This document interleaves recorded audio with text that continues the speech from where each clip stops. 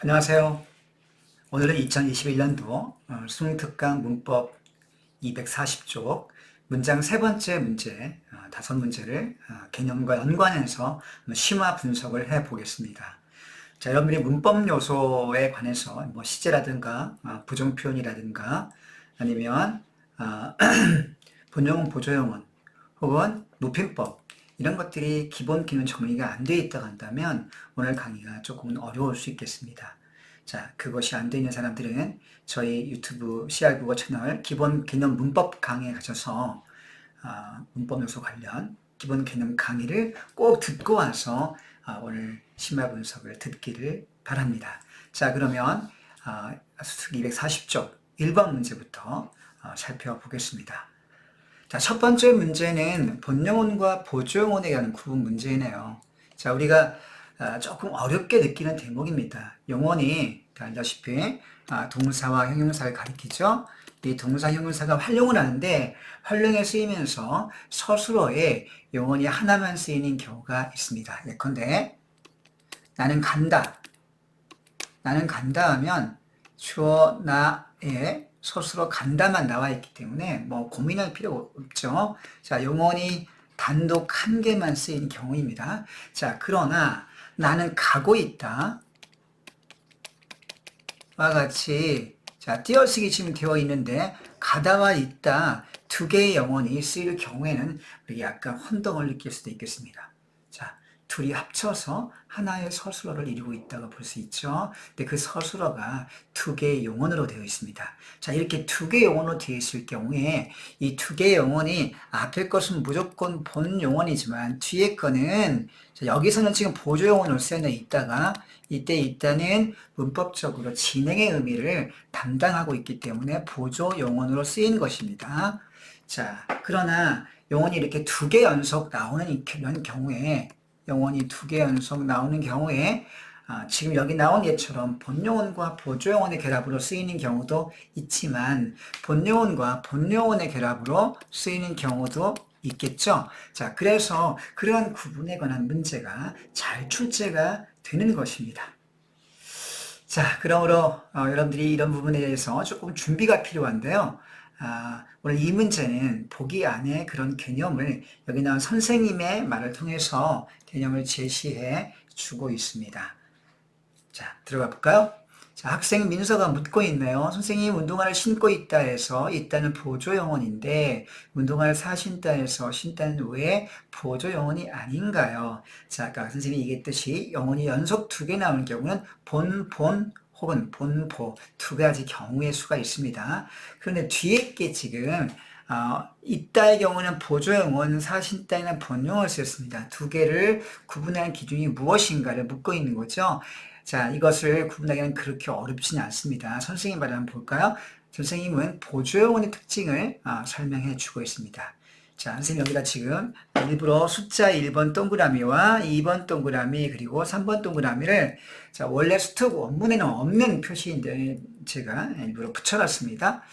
자, 보조용어는 자, 보조하는 기능을 하기, 앞에 본용어를 도와주는 기능을 하기 때문에 홀로 쓰이지 못합니다. 당연한 얘기겠죠?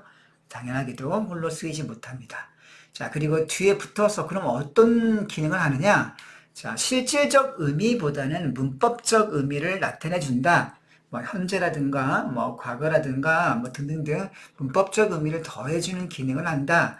라고 보조용어의 특성을 이야기해 볼 수 있겠네요. 자, 그리고 자, 결정적으로 본용어과 보조용어 사이에는 자, 연결어미 뭐뭐하고서 뭐뭐하아서 뭐어서 같은 그런 연결어미, 보조적 연결어미를 끼워 넣을 수가 없겠습니다. 자, 예컨대 운동화를 사신다라는 문장에서 자, 사다와 신다가 둘 다 영혼인데 자, 뒤에 게 신다. 자, 사다와 신다 사이에 사서 신다. 그죠? 이렇게 서를 집어넣을 수가 있지 않습니까? 이 안에 사서라고 이렇게 서를 집어넣을 수가 있죠. 따라서 사다와 신다 두 개의 이 영혼이 각자의 의미를 가지고 독립적으로 쓰였음을 알 수 있습니다. 내가 신발 산 것도 사실이고 또 신은 것도 사실이니까 둘 다 자기 원래 의미로 쓰인 것이죠. 따라서 우리는 여기서 보조용언의 특징으로 세 가지를 한 번 더 정리해 볼 수 있겠네요. 홀로 쓰이지 못한다. 그래서 앞 용언에 대한 본용언에 대한 문법적 의미를 더해준다. 그리고 본용언과 보조용언 사이에는 뭐뭐해서 뭐뭐하고서 같은 연결 어미를 집어넣을 수가 없다. 자, 그리고 추가적으로 이걸 한 번 더 이런 식으로 정리해 볼 수 있겠네요. 자, 그렇다면 본용어는 어떤 특징이 있냐? 본용은, 자, 뒤에 게 본용어로 쓰이려면 단어의 원래 의미, 자, 사서 신다 같은 경우에 신발을 발에 신는 거니까 이게 원래 의미로 쓰인 거죠. 원래 의미로 쓰인, 문법적 의미가 아니라 원래 의미로 쓰인다면 그거는 본용언, 문법적 의미로 쓰인다면 보조용언, 이렇게 개념을 대립시켜서 이해하면 더 좋겠네요. 자, 그리고 마지막에 선생님이 뭔가를 덧붙이고 있는데요. 이 덧붙인 내용이 뭐냐면 본용과 보조용언, 본용과 본용언의 띄어쓰기. 자, 이 띄어쓰기 문제가 출제가 잘 됩니다. 물론 이 스툭의 2번 문제에서는 이 띄어쓰기 부분은 구체적으로 출제가 안 되었지만 언제든지 출제가 잘 되는 부분이니까 여러분들이 이참에 이걸 정의를 잘 해두면 좋을 것 같아요. 자, 그러면 어떤 규칙이 있습니까? 기본적으로 본용언과 보조용언, 본용언과 본용언 모두 띄어쓰는 게 원칙입니다. 왜 띄어쓰는 게 원칙일까요? 그건 당연하죠. 왜냐하면 각각의 단어가 지금 뭡니까? 그죠? 문법적 의미도 자기 의미, 그리고 원래 본래적 의미도 자기 의미이기 때문에 자, 이걸 띄어쓸 수밖에 없는 거죠. 자, 아까 사서 신다 같은 경우에 또 신고 있다 같은 경우에 신다와 있다는 분명히 있는 건 있다는 있다. 신다는 신다. 다른 단어 아닙니까? 기본적으로 다른 단어이기 때문에 단어는 띄어쓰는 것은 우리 국어 띄어쓰기 기본적인 원칙이므로 띄어쓰는 게 원칙이 되는 거죠. 자, 그러나 이 원칙이 띄어쓰는 거지만 자, 본용언과 보조용언은 간혹 어떤 경우에는 붙여 쓰는 것도 허용합니다. 자, 붙여 쓴도 허용해 주는데 어떤 조건에서만 무조건 허용해 주는 게 아니고 특정한 조건 하에서만 붙였음을 허용합니다. 그 조건의 내용이 무엇이 선생님 오른쪽 표에 여기에 설명을 해 놓았습니다. 다음에 두 경우에만 붙였음을 허용하고 있다. 사실을 여러분들이 기억해 주면 되겠는데요. 자, 이건 이따가 설명하기로 하고, 자, 이참에 우리가 그럼 보조용언으로 많이 쓰는 것들이 어떤 것들이 있느냐, 이것을 한번 정리해 두면 도움이 될 건데요. 선생님이 스툭 외에 어떤 개념을 심화로 가지고 와서 이 박스 안에 지금 넣어 놓았으니 여러분 이것들을 잘 정리해 두면 좋겠습니다. 자, 그럼 본용언 뒤에서 보조용언으로 자주 사용되는 것들이 어떤 것이 있느냐? 여러분들 본 플러스 보조용언의 구조입니다. 예컨대 있다와 가다, 주다, 버리다, 내다가 단독으로 쓰일 때는 본용어로 쓰이는 거죠. 예컨대 책상에 책이 있다? 책이 있다는 당연히 본용어이죠. 그죠? 나는 가다 당연히 본용어입니다. 자, 그리고 내가 친구에게 선물을 주다. 주는 건 기부, 주는 건 이게 당연히 본용어이죠. 나는 쓰레기를 버리다 당연히 본용어이죠. 나는 추위를 자, 나는 선물을 친구에게 냈다. 숙제를 냈다. 이런 게 당연히 본용어로 쓰인 겁니다. 여러분, 그런데 이거 본용어로 단독으로 있을 때는, 자, 밑에 있는 것들도 단독으로 있을 때는 당연히 본용어이죠. 그런데 앞에 본용어 뒤에 왔을 때, 자, 앞에 본용어 뒤에 이것들이 있다나, 자, 가다나, 주다나, 버리다나, 그리고 내다 같은 단어가 본용어 뒤에 있을 때가 문제가 되겠죠. 자, 이 본용어 뒤에 이것들이 올 때는 거의 10중 8구 보조용어를 쓰인 겁니다. 자, 피어 있다. 자, 문법적으로, 자, 보조용어는 문법적 의미를 지니고 있지 않습니까?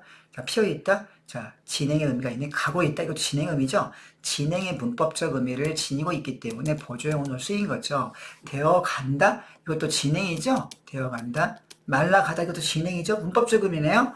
자, 도와주다. 이때 주다는 도와서 행위를 대신해 주다 이런 뜻입니다. 진짜 give 주는 것이 아니라 대행해 주다는 의미가 있기 때문에 이것도 보조적 의미로 쓰인 거죠. 본래 의미가 아니라.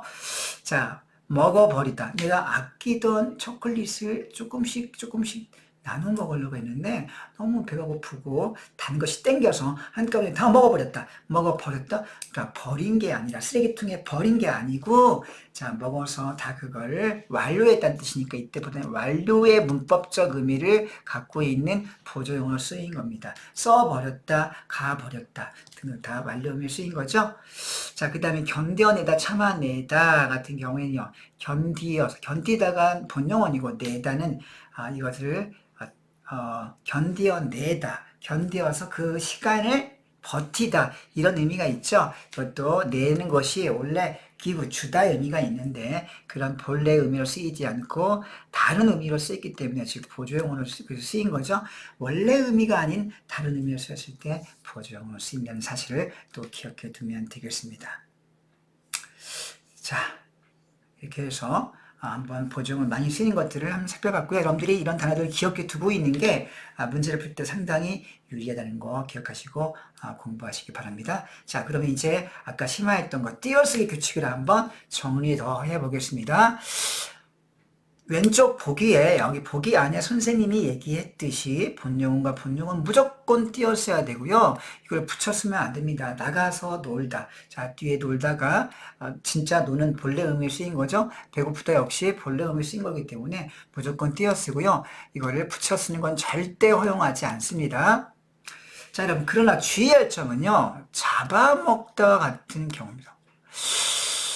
잡아서 먹다. 이것도 이게 본용어 플러스 본용어는 아닌가? 이렇게 생각할 수 있겠죠. 굉장히 쉬운데요. 그러나 이렇게 붙여 쓰게 되는 경우는 잡다, 먹다가 본용어 플러스 본용어로 두 개의 단어로 쓰인 게 아니라 단어, 한 단어. 이건 지금 붙여 쓰게 되지 않습니까? 이거 한 단어입니다. 한 단어로서 합성어로 인정이 된 케이스이기 때문에 얘는 무조건 붙여 써야 되는 거죠. 나가 놀다는 두 개의 단어로 띄어쓰기가 되는 거고요. 춥고 배고프다 역시 마찬가지인데 잡아먹다 혹은 뭐 날아가다. 자, 뭐 견뎌내다. 자, 이런 것들은 견디는 아니네요. 날아가다 그리고 잡아먹다 같은 그런 경우에만 우리가 합성어로 단어가 만들어진 케이스라고 볼 수 있기 때문에 이런 경우는 붙여 쓰기만 해야 되고요. 띄었으면 안 되겠습니다. 알겠습니까? 좀 이렇게 좀 주의해야 되겠네요. 자, 그 다음 본용어과 보조용어의 구성이 문제입니다. 기본적으로 두 개의 단어이기 때문에 띄어쓰는 것이 원칙인데요. 먹어버리다, 피어있다 당연히 띄어쓰는 게 원칙입니다. 그러나 붙였음도 허용하는데요. 특별한 두 가지 경우에만 그렇습니다. 첫 번째는요. 두 개의 용어니 연결어미 아어로 쓰여서 뒤에 게 보조용어로 쓰인 겁니다. 연결어미 아어 뒤에 보조용어인 경우 먹어버리다. 이때 버리다는 진짜 쓰레기통에 버리는 게 아니라 먹어서 행동이 완료되는 문법적 의미지 않습니까? 이게 본 플러스 보이기 때문에요. 이게 본 플러스 보조용어이기 때문에 그리고 앞에 게 연결어미가 어가 들어있지 않습니까? 피어있다 역시 이때가 진행의 의미를 가진 문법적 의미 있죠. 따라서 피어의 연결어미 어로 쓰인 경우는 보조용어로 거기 쓰이기 때문에 아어 뒤에만 해당하는 사항이 있습니다. 우리가 보통 그 연결어미는 아와 그 다음에 개, 지, 고 이런 것들이 보통 보조 연결어미 5가지가 많이 쓰이는데요. 이때 아어개지고에서 아어로 연결되는 경우에만 그런 특수한 경우에만 붙여 쓰는 것도 허용한다는 사실을 기억해 두면 되겠습니다. 자, 두 번째 붙여 쓰면 허용하는 케이스는요. 자, 비가 올 듯하다, 비가 올 앞에 한 음절로 끝난 하나의 음절짜리 관용어 본용어는 관용어니까 어때요? 앞에 니은 리을 던이 붙어있는 관용어 본용어이죠. 자, 비가 올 그 다음에 듯이라고 하는 것은요. 여기서 의존명사입니다. 의존명사 듯, 척, 채, 법, 번, 양, 듯 다 이런 것들은 의존명사인데 그 뒤에 하다와 싶다 같은 전미사가 붙어서 단어가 파생된 경우입니다. 따라서 이게 올 듯하다 혹은 그죠? 올 듯하다, 울 뻔하다, 갈 듯 싶다 등등등 한음절짜리 이 한음절 관용어 본용어이라는 것들 여러분 주의하시고 그 한음절 관용어 본용어 뒤에 척하다, 듯하다, 싶다다 같은 보조어원이 붙은 경우에만 붙였습니다. 형이라는 사실을 기억해 두시면 되겠고요. 자, 이 기본적인 두 개의 붙였음 허용 케이스 외에 우리가 마지막으로 주의할 점이 있는데요. 여기 단이라고 선생님이 써놨습니다. 자, 본용과 보조용어 사이에 자, 보조사가 들어가거나 자, 꽃이 피어 있다는 원래 이 뒤에가 보조용 있다가 보조용어니까 피어 있다. 만약에 많이 없다고 한다면 피어 있다는 띄어쓰는 게 원칙인데 많이 없다고 한다면 띄어쓰는 게 원칙이죠. 피어 있다. 그러나 어로 연결된 본 플러스 보어의 구성이기 때문에 피어 있다 이렇게 붙여 쓰는 것도 허용해 주지 않습니까? 아까 우리 정리한 거죠. 그런데 이 사이에 피어와 있다 사이에 보조사만 피어만 있다, 피어는 있다, 도 있다 이렇게 은는 만도분 같은 보조사가 들어가면요 앞에 본용어의 무게가 늘어납니다. 본용어의 무게가 무거워지기 때문에 이때는 붙여 쓰는 걸 허용하지 않고 무조건 띄어써야 합니다. 이거 못하네요. 무조건 띄어. 큰일 날 뻔했네. 무조건 띄어써야 합니다. 이거부터 고쳐볼게요. 자, 그리고 두 번째 케이스 있습니다. 앞에 본용어이 합성용어일 때, 자, 떠내려가 버렸다 할 때요. 이때 버렸다가 보조용어이잖아요. 그런데 앞에 가버렸다, 앞에 용어이 어근이 하나짜리 본용어의 경우에는 당연히 이걸 띄는 게 원칙, 붙이는 것도 허용할 수 있지만 이때 앞에 본용어이 뜨다와 내리다와 가다 같은 자, 세 개의 어근이 세 개의 어근이 세 개짜리 합성 동사잖아요. 자, 어근이 세 개짜리 합성 동사, 합성 용언이지 않습니까? 따라서 이렇기 때문에 당연히 띄어쓰는 게 맞는 거죠. 이렇게 앞에 합성 용언이 올 경우에는 앞에 본용언의 무게가 역시 똑같이 늘어나고 무거워지기 때문에 이것도 무조건 띄어써야 합니다. 여러분 아시겠죠? 좀 복잡한 느낌이 듭니까? 천천히 들어보시고 반복해서 이해한 다음에 확실하게 암기하세요. 뼈 있다, 띄어쓰는 게 원칙, 붙여 쓰는 것도 허용. 그러나 만 같은 보조사가 붙으면 무조건 띄어쓴다. 자, 이제 연습 문제를 밑에 좀 풀어볼까요? 자, 여러분 잡아먹다 어떻습니까? 잡아먹다, 잡다와 먹다가 두 개가 만났네요. 자, 이거는 뭡니까? 본용어가 보조용어입니까? 아니죠. 잡아먹는 거는 하나의 용어로서 합성어로 인정이 된 겁니다. 따라서 이것은 무조건 붙였어야 되고요. 합성어이기 때문에 띄어쓰는 건 허용하지 않습니다. 자, 그 다음 견뎌내다. 이건 좀 헷갈립니다. 여러분 견뎌내다는요 합성어가 아니고 본 플러스 보조용어의 자 본용어과 보조용 구성인데 연결어미 아어가 붙어 있습니다. 따라서 자 이건 띄는 게 원칙인데요. 띄는 게 원칙인데 뒤에 견디 자 디다야 그러면 견디어 디다에 어가 붙어서 자 이게 음절이 줄어든 형태이기 때문에 연결어미 어가 붙어 있다고 볼 수 있는 거죠. 따라서 이런 경우도 우리가 붙여 쓰는 걸 허용하지 않습니까? 그렇죠? 앞에서 살펴봤죠? 따라서 붙여 쓰는 것도 허용입니다. 자, 그 다음 세 번째 보고 있다. 보고 있다. 이런 보고 있다. 이러면 어떻습니까? 보고 있다. 보고는요 본용어이고 당연히 있다가 보조용어인데요. 뒤에 있다가 문법적 의미를 지니고 있네요. 이게 진행의 의미를 지니고 있기 때문에 문법적 의미죠. 자, 본 플러스 보호의 구성인데 따라서 띄어쓰는 게 원칙입니다. 그러나 여러분들 그럼 붙여 쓰는 것도 허용돼야 되는 거 아닙니까? 라고 생각할 수 있겠지만 붙여 쓰는 건 인정하지 않습니다. 왜냐하면 두 개의 영혼이 자 붙여 쓰는 거를 본 플러스 보호가 인정되는 경우는 두 개의 두 개의 영혼이 뭐라는 거죠? 연결 어미가 뭐일 경우에만 어일 경우에만 연결어미가 어일 경우에만 자 붙여 쓰는 걸 인정하고요. 자 여기는 고라고 하는 연결어미가 왔기 때문에 얘는 붙여 쓰는 걸 인정하지 않는다는 사실입니다. 자 어려운 것 같지만 좀 복잡한 느낌을 주지만 그렇게 간단하게 처리해 볼 수도 있겠습니다. 아어만 인정한다. 붙여 쓰는 걸 따라서 보고 있다. X입니다. 자, 네 번째, 날아가 버리다. 자, 버리다가 보조용어이고 문법적 의미를 쓰는 건 맞죠? 완료 의미를 지닌 겁니다. 버렸다, 날아가 버렸다.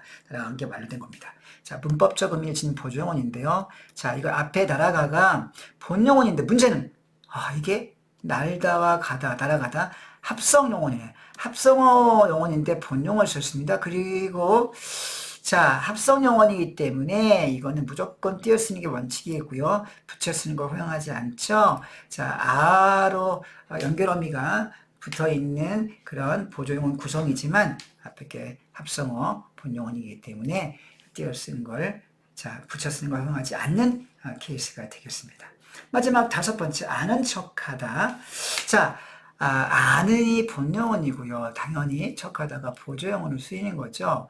그런데 자, 이 관용어 구성어 뒤에 있습니다.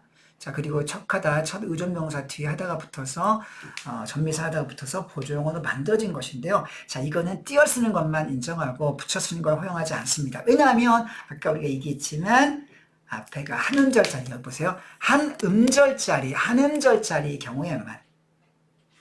경우에만 우리가 붙여 쓰는 것도 허용한다고 하지 않습니까? 그걸 기억하면 이건 쉽게 이해할 수 있겠습니다. 자, 이번에 좀 선생님 심하게는 너무 많이 가져왔나요? 만일의 경우를 대비해서, 사태를 대비해서 본용과 보조용을 띄어쓰기를 선생님 추가해서 정리했으니 꼭꼭 깊이 있게 공부하시고 정리하길 바랍니다. 자, 다음 볼까요? 자, 2번 문제 높임법이네요. 높임법은 우리가 뭐 익히 공부해왔던 문법 요소 개념이기 때문에 선생님이 다시 한번 따로 정리하지는 않겠습니다. 자, 혹시 이 기본 개념이 정리 안 되어 있는 학생이라면 선생님의 CR국어 문법, 현대문법 기본 강의 가서 높임법을 꼭 정리하고 오시기를 정말 진심으로 강력하게 주장하는 바입니다. 자, 그 기본 개념을 조금 정리했다는 상태를 전제로 해서 설명을 좀 빨리 해보겠습니다. 자, 기억부터 한번 분석해볼까? 아버지는 할머니께 진지를 차려 드리셨다. 여기서 높임의 순위를 보니까 깨가 쓰였네. 할머니께는 부사어인데요. 자, 부사어를 만드는 조사가 깨 아닙니까? 그래서 깨가 부사격 조사인데, 자, 친구에게, 그냥 보통 친구 아니면 에게를 쓰거나 뭐, 그럴 텐데, 할머니가 높임의 대상이기 때문에 높임의 부사격 조사 깨가 쓰였네요. 그죠? 이 용어를 꼭 기억해 두시기 바랍니다. 자, 그리고, 자, 진지. 여러분, 진지라고 하는 건 뭡니까? 진지. 이건 어휘 높임이네요. 자, 여러분, 높임의 방법이 문법적 요소, 조사나 어미 같은 문법적 요소를 사용하는 방법도 있지만 이렇게 선생님 댁 어딥니까? 댁 선생님 님자를 붙이거나 또 이렇게 댁이라고 어휘를 바꾸거나 집을 댁으로 혹은 밥을 진지로 이렇게 어휘 자체를 바꿔서 높임을 표현하는 방법도 있습니다. 자, 어휘 높임이 높임 대상은 당연히 할머니가 되겠죠. 자, 그리고 차려 드리셨다. 자, 드리다. 보통 친구면 친구에게 밥을 차려 주다 대신에 드리다가 쓰였네요. 여러분, 드리다는 역시 특수어인데요. 자, 누구 때문에 쓰였습니까? 할머니라는 부사어 때문에 쓰였잖아요. 자, 부사어를 높임은 당연히 무슨 높임입니까? 객체 높임이죠. 그리고 높임 대상은 당연히 할머니가 되겠습니다. 그래서 자, 깨라는 높임 부사격 조사, 그리고 드리다라고 하는 특수어휘를 통한 객체 높임이 쓰였고요. 진지라고 하는 명사 어휘 높임을 통해서 할머니를 높이고 있습니다. 자, 그냥 여기서 끝나는 게 아닙니다. 하나 더 있어요. 들이셨다. 여러분, 셔자를 분석해보면 셔은 주체 높임 선어말 어미 시에다가요. 그 다음에 어시라고 하는 과거시 어미가 붙어서 두 음절이 한 음절로 줄어든 거네요. 자, 시는 다 알다시피 주체 높임 선어말 어미죠. 이건 누굴 높이는 겁니까? 높임 대상. 자, 진지를 차려 드린 주체가 누굽니까? 아버지죠. 주어인 아버지를 높였기 때문에 주체 높임이 되겠네요. 자, 여러분 아시겠죠? 자, 그 다음 니은 문장을 보겠습니다. 자, 니은 문장은 선생님은 책을 읽고 계셨다라고 써있네요. 자, 여기 보니까 선생님, 이거 특수어예요. 자, 선생님 역시 특수어이네요. 주어를 님이라고 하는 전미사가 들어간 어휘를 통해서 어휘 높임이 사용되었다는 사실을 알 수 있네요. 자, 님이라는 전미사가 사용되어서 어휘 높임이 사용되었습니다. 자, 선생님은 책을 읽고 계셨다. 자, 그러면 계셨다. 그러면 계시다가 어떻게 사용된 겁니까? 자, 있다. 친구 같으면 친구는 책을 읽고 있다. 그죠? 있다 대신 쓰인 거네요. 있다 대신에 쓰인 계시다의 과거 시제가 쓰여서 계시였다가 된 거네요. 여러분, 그럼 계시다는 누굴 높은 겁니까? 선생님을 높인 거네요. 선생님을 주체로 높인 것이 되겠습니다. 자, 선생님을 주체로 높인 것이 되겠고요. 자, 주체 높임이 되겠습니다. 이건 직접과 간접 주체 높임, 여러분들 두 가지가 있죠.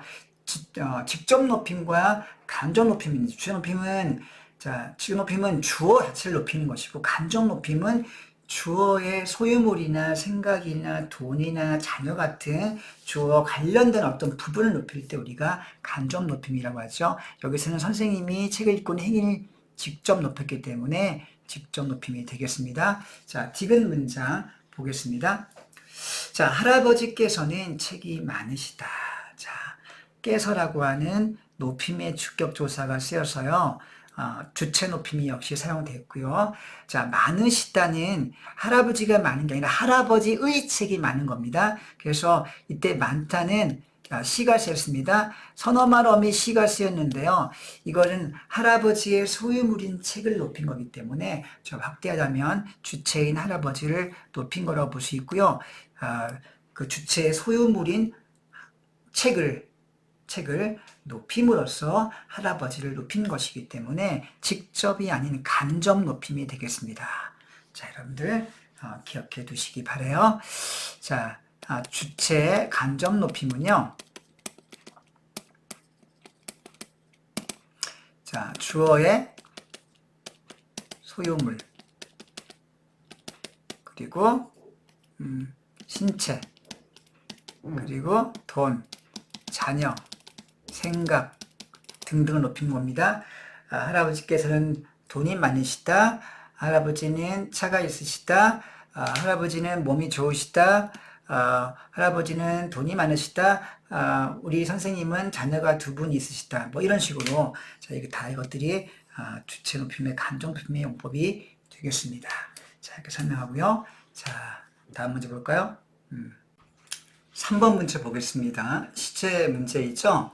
자, 보기 1을 보면 기억, 니은, 디귿 셋 다 과거 시제에 관한 어떤 개념들을 제시해 놓고 있는데요. 자, 기억을 보시면 사건시가 바라시보다 선행한다는 표현이 나옵니다. 우리가 바라시라고 하는 건 말하는 시간을 가리킨데요. 말하는 시간은 항상 현재입니다. 자, 과거에 말했던 것도 과거의 사건이지만 말하는 그 순간만큼 현재밖에 없기 때문에 항상 현재라는 걸 꼭 찍어서 기억해 두시고요. 그 현재 발라시보다 사건시가 선행 앞선다고 한다면 당연히 얘는 과거 시제를 가리키는 게 되겠죠. 자, 니은, 아덧이나 어덧은 과거의 일을 표현하거나, 자, 어렸을 때 우리는 참 친했었지. 그리고 과거의 일이 현재는 유지되지 않는다는 점, 과거의 일이 현재는 유지가 안 된다라는 걸 여러분 다른 식으로 표현하면 뭐가 되겠습니까? 과거와의 단절을 의미하는 게 되겠죠? 과거와의 단절. 자, 여기서 주의할 점은 at과 ot이 각각 하나의 그 시제 표현인데요. 그 다음에 니은의 아덧이나 어덧은 시제가 2개가 아니라 1개가 되겠습니다. 시제가 1개가 되겠습니다. 자, 여기서 시제가 1개로서 형태소가 at과 what 2개 혹은 ot과 what 형태소가 2개가 아니라 형태소가 1개라는 사실을 꼭 기억해 두시기 바라고요. 자, 단절 한번 예를 들어 볼까요?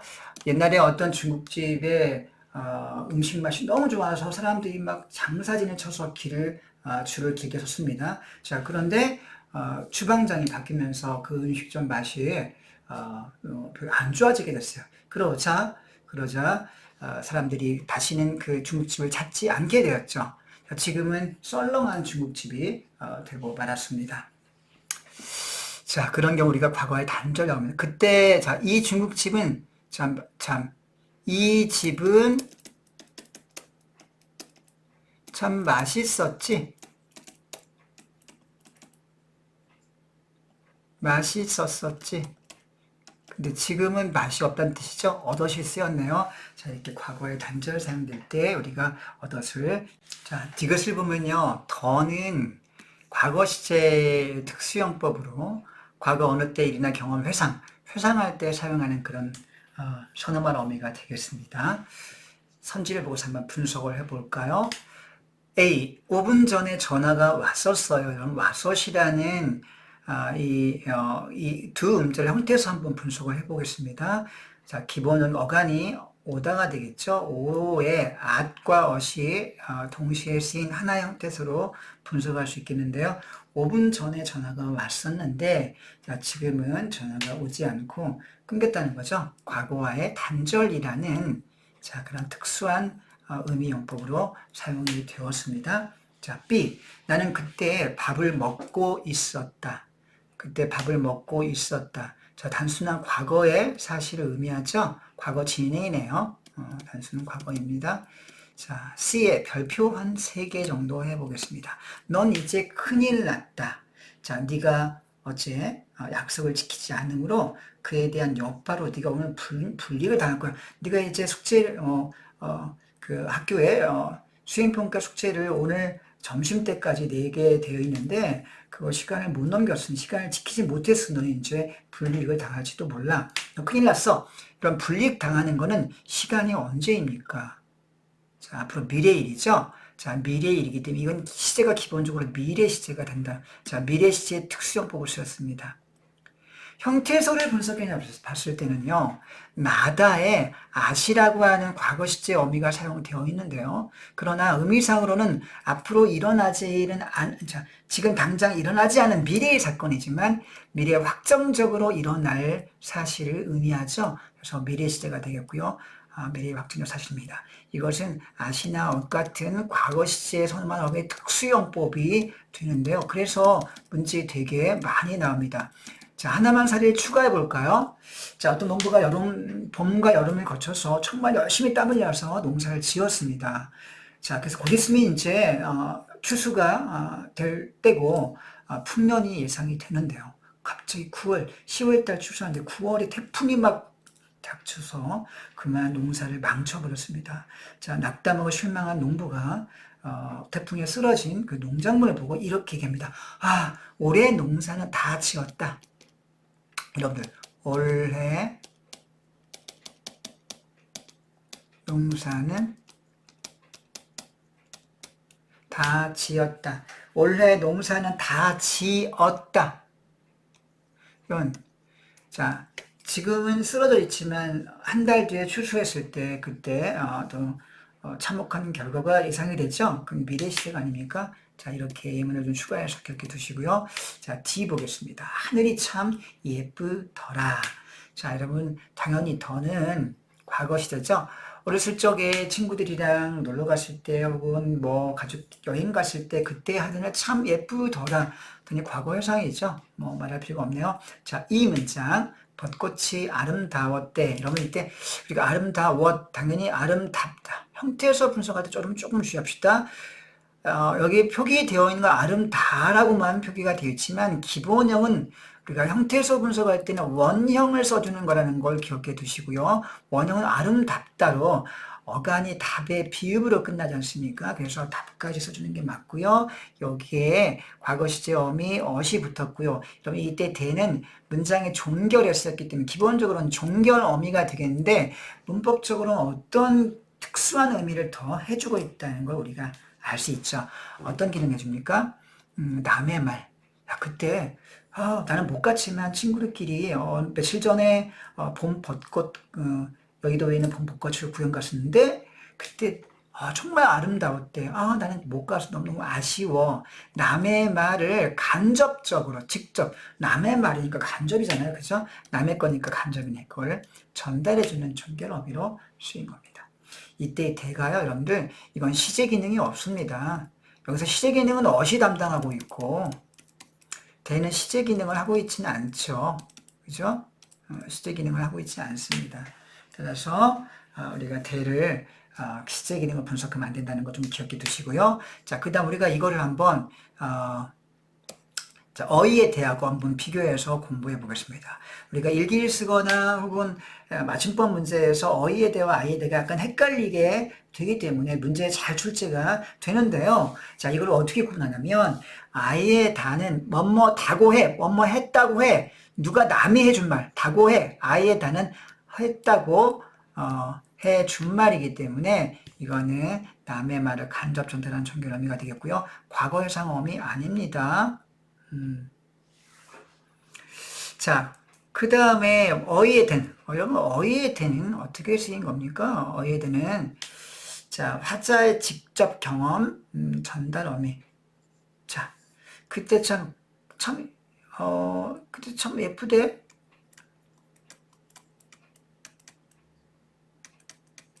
내가 탤런트를 봤는데 와 진짜 직접 보니까 TV에 볼 때도 예쁘지만 직접 보니까 너무너무 예쁘대. 자, 어휘에 대가 쓰였다면 이거는요 화자의 직접 경험을 전달하는 거죠. 화자의 직접 경험을 전달하는 겁니다. 뭐뭐 하더라와 같은 의미로서 직접 경험 전달 어미로 쓰인 겁니다. 어휘에 대는 직접, 아이에 대는 간접 전달, 종결 어미로 쓸 때는 거. 자, 기억해 주시기를 바랍니다. 자, 이렇게 3번 문제 그림이 끝났고요. 다음 문제 4번으로 넘어가 볼까요? 넘어가 보겠습니다.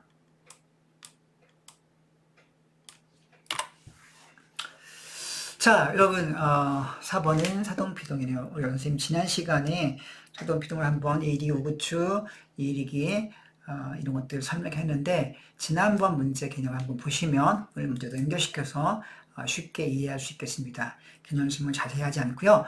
여러분이 시제 못하네요. 사동피동 개념이 정리가 안 돼 있다면 여러분들 사동피동에 대한 개념 강의를 CR국어 유튜브 채널에 기본 개념 현대문법 개념 강의 가셔서 꼭 들어보시기 바랍니다. 자, 보기에 기억부터 니은, 디귿, 니을, 미음 5개의 동사가 나와 있는데 자, 사동과 피동이 어떤 것들이 쓰이냐면 형태에서 분석을 통해서 접근해 보겠습니다.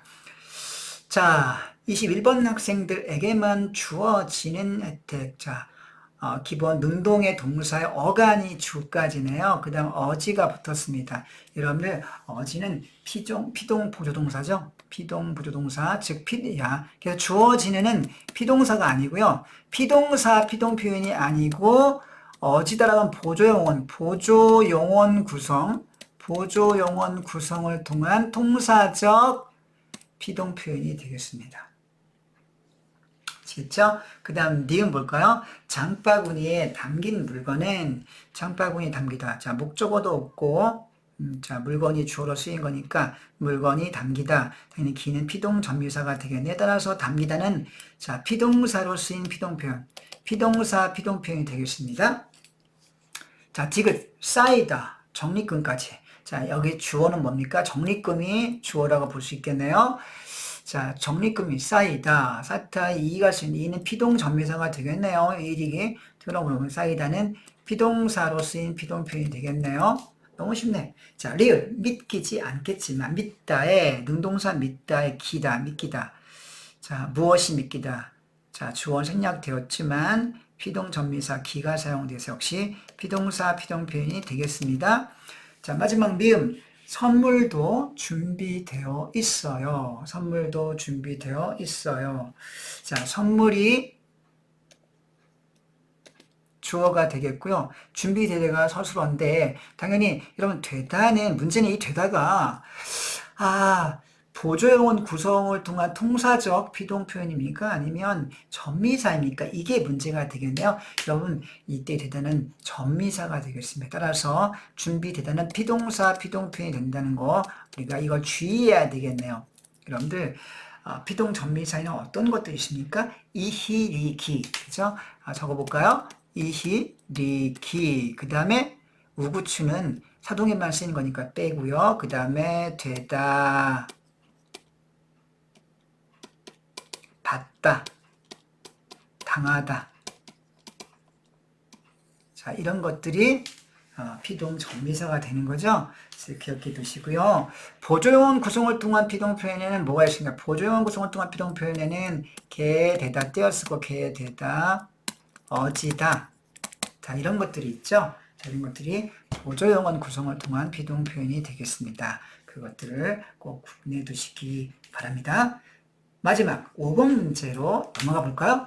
부정표현입니다. 그럼 부정표현은 되게 쉽죠. 중학교 때 배웠을 때도 여러분 쉽게 느꼈을 건데 이제 수능에는 기본 개념, 안부정과 못부정의 짧은 부정과 긴 부정의 혹은 말다 부정의 기본 개념을 바탕으로 해서 약간 섬세하게 추가된 어떤 것들이 조금씩 더 있는데요.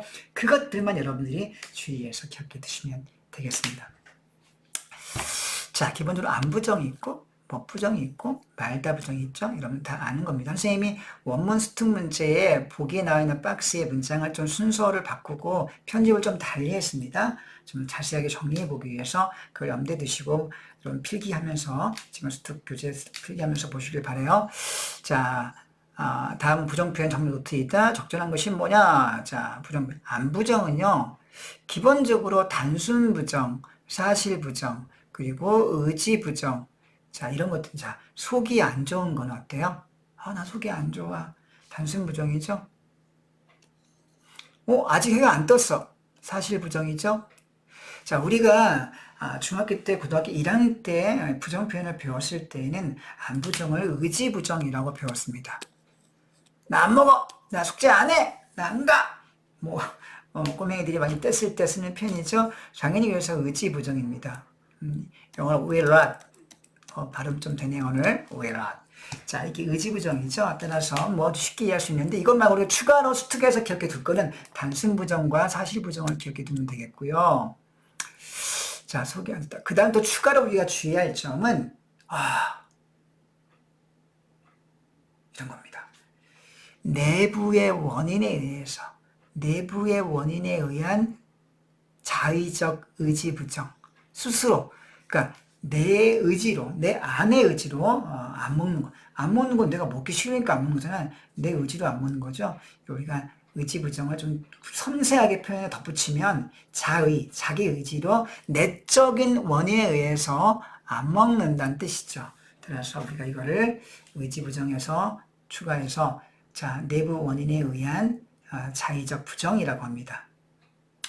자, 그리고 이런 안부정을 쓰는 방법은 안과 같은 부정부사, 우리가 이 문법적 명칭을 기억해 둬야 되겠는데요. 안과 아니를 우리가 부정부사라고 합니다. 당연히 서술어 꾸미니까 부사가 되겠네요.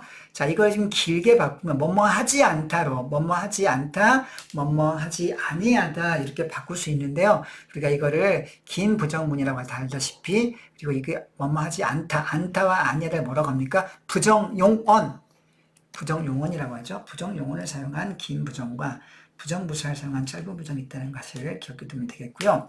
자, 여기 선생님 지금 노란 펜으로 지금 강조 표시해놨습니다. 안부정문에 제약이 있는데요. 안부정문을 쓸 수 없는 경우가 있다. 여기 일부분 쉽게 알 수 있습니다. 야, 우리 밥 안 먹자. 야, 우리 밥 안 먹어라. 자, 뭐뭐 하자 청유문이고요. 그죠? 청유문. 안 먹어라. 자, 이거 명령문이죠? 자, 명령문과 청유문에서는요, 안부정을 쓸 수가 없고요. 또 추가로 밑에 가서 나머지만 얘기 덧붙이자면, 명령문과 청유문에서는 안부정뿐만 아니라 못부정도 사용하지 못합니다. 그런데 밥을 못 먹자, 밥을 못 먹어라 이렇게 할 수 없는 거 아닙니까? 쉽게 이해할 수 있죠? 청유문과 명령문은 안부정과 못부정을 못 쓰고요. 대신 어떤 부정을 씁니까? 청유 명령문은 밑으로 쭉 가보세요. 말다 부정문을 씁니다. 먹지마! 하지마! 이거죠? 자, 그 다음에 못부정 가보겠습니다. 우리가 못부정을 기본적으로 능력부정이라고 하죠. 나는 이번 수학 공부가 부족해서 어려운 문제를 못 풀어.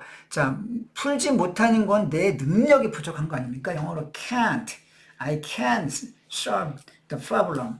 뭐 이거 아닙니까? 그러니까 can은 능력 부정이 되는 너무 쉬운 얘기죠. 자, 근데 우리가 추가로 고등학교 수능 문법에서 추가로 공부할 내용은요, 바로 이 타의 부정이라고 하는 것과 간접 명령문의 케이스입니다. 자, 이 두 가지를 주목해 보세요.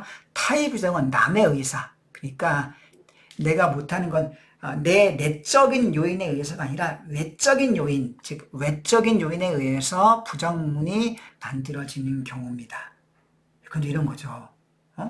비가 와서 못 가. 나 친구랑 약속했는데 비가 너무 억수 막 홍수로 내려 붙듯이 막 장대비가 내리는데 나 갈 수가 없어. 자, 비가 와서는 외적인 요인인 거죠. 그래서 이때 못 가는 타에 의한 부정, 외부적인 원인에 의한 부정이 되겠습니다. 앞에 나왔던 내적인 원인, 자의 부정과 대립 개념이라는 걸 알 수 있죠.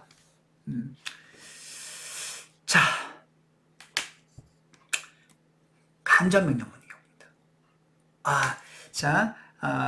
내가 어떤 그 회사에서 어떤 기계를 만지는 일을 하는데, 내일까지 기한을 맞춰서, 제품을 납품을 해야 돼요. 막 만들고 있는데, 우와, 기계가 말썽이 생겨서 기계를 고쳐야 되는 그런 사건이 생겼습니다. 그럼 어떻게 합니까? 이걸 고쳐야지만, 제품을 완성해서 내일 기한까지 기한을 맞출 수가 있잖아요. 그럼 어떻게 해요? 그래서, 이거 망가지면 우리 집에 못 가. 자, 사장이 직원들에게 이렇게 읍소하죠. 이거 우리 지금 못 가. 자, 이거는 가지마! 라고 한 게 아니라 못 가. 하고, 명령은 명령인데 간접적인 명령을 하는 거죠. 이해했습니까? 자, 특수형법으로 우리가 능력부정 외, 타의부정 외적 원인에 의해서 그리고 간접 명령을 두 가지를 추가해서 기억해 주시기 바랍니다. 자, 마찬가지로 이 못부정 역시 부정부사를 이용한 부정부사 못을 이용한 짧은 부정과 자, 부정용언 원모하지 못했다를 이용한 긴 부정문이 있습니다. 자, 이런 것들 우리가 기억해 두면 되겠고요. 자, 이제 여러분들 여기 사례가 쭉 나옵니다. 자, 이 사례 좀 볼까요? 자, 과소비는 안 하려고 해. 안 하려고. 의지네요. 그죠? 자기 의지. 자의적 부정. 자기 의지로 부정하는 거지 않습니까? 뭐 쉽네요. 비가 안 왔으면 좋겠어. 이거는 비가 안 오는 건 단순한 부정이죠. 그냥 단순 부정입니다. 아니 때는 굴뚝을 안 뗀 거는 단순한 사실이 아닌 단순 부정이죠. 너 이따 게임 못해. 너 그렇게 숙제도 하지 않고 게임 못해. 자, 이때 못해는 능력에 의한 부정이 아니라 보통은 부정이 능력 부정이지 않습니까? 그런데 보통은 능력 부정이지만 여기서는 간접 명령의 의미를 전달하고 있네요. 자, 답을 남기지 마세요. 자, 명령문인데요. 말다 부정문이 되겠네요. 자, 이렇게 해서 정리를 해 보았습니다. 자, 여러분들 우리가 문장 부분의 마지막 챕터 문장 부분이 15문제가 수특에 실려 있는데요. 자, 문장 세 번째 5문제를 쭉 살펴보았습니다. 열심히 공부해서 올해 말씀에서 꼭 좋은 성과 있기를 선생님이 원합니다. 안녕.